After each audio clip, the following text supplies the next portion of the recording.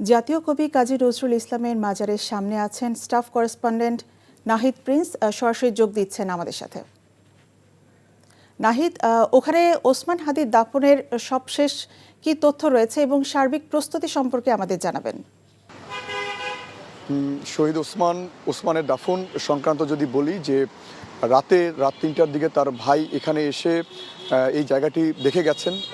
সেই কাজী নজরুল ইসলামের সমাধির পাশের যে জায়গাটি রয়েছে যেখানে ওসমান হাদিকে দাফন করা হবে সেই স্থানটি তিনি পর্যবেক্ষণ করে গেছেন। তো সকালে এখানে পরিষ্কার পরিচ্ছন্নের কাজ কিন্তু হয়েছে। এখনও স্থানে যেখানে শহীদ ওসমান হাদিকে দাফন করা হবে সেখানে কিন্তু পরিষ্কার পরিচ্ছন্নের কাজ কিন্তু চলছে। তবে এখনও পরিবারের পক্ষ থেকে কেউ এখানে আসেনি, কিন্তু সেই শাহবাগ ঢাকা বিশ্ববিদ্যালয়ের যে যারা পরিচ্ছন্ন কর্মী রয়েছেন তারা ভেতরে আছেন এবং সেই স্পটে তারা তাদের যে কার্যক্রম সেটি তারা করছেন। কারণ সেই ওসমান হাদির জানাজা অনুষ্ঠিত হবে 2টার দিকে, তারপরেই তাকে এই সমাধিতে তাকে দাফন করা হবে। সেখানে যে প্রস্তুতি সেটি হয়তো আর কিছুক্ষণ পরেই শুরু হবে, যে দাফন খোরাখুরির যে কাজ সেটি হয়তো শুরু হবে।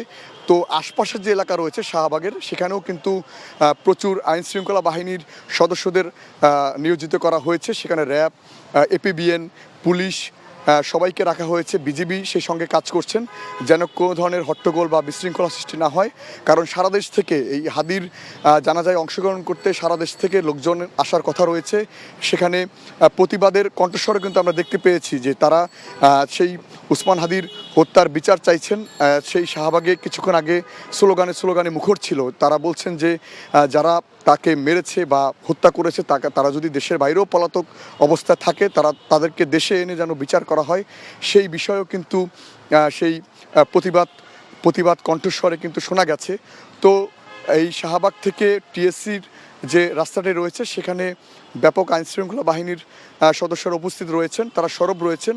কারণ আজকে ওসমান হাদির জানাজাকে কেন্দ্র করে যেন কোনো ধরনের বিশৃঙ্খলা সৃষ্টি না হয় সেটি রুখতেই মূলত এই আয়োজন। এছাড়াও সেই ঢাকার আশপাশের যে কেন্দ্রগুলো রয়েছে, যেটি আমরা বলে থাকি যে ক্রাইম জোন বা হটস্পট, সেগুলো কিন্তু অনেকটাই আইনশৃঙ্খলা বাহিনীর নিয়ন্ত্রণে রয়েছে। তো এই কাজী নজরুল ইসলামের কবরের পাশে শায়িত করা হবে ওসমান হাদিকে। সেই প্রস্তুতি কিন্তু আমরা আপনাদেরকে দেখাচ্ছি যে সেখানে তাদের যে ময়লার যে ছিল সেগুলো পরিষ্কার করার জন্য যে প্রক্রিয়া সেটি কিন্তু এখন চলছে। তবে পরিবারের পক্ষ থেকে এখনও কেউ আসেনি।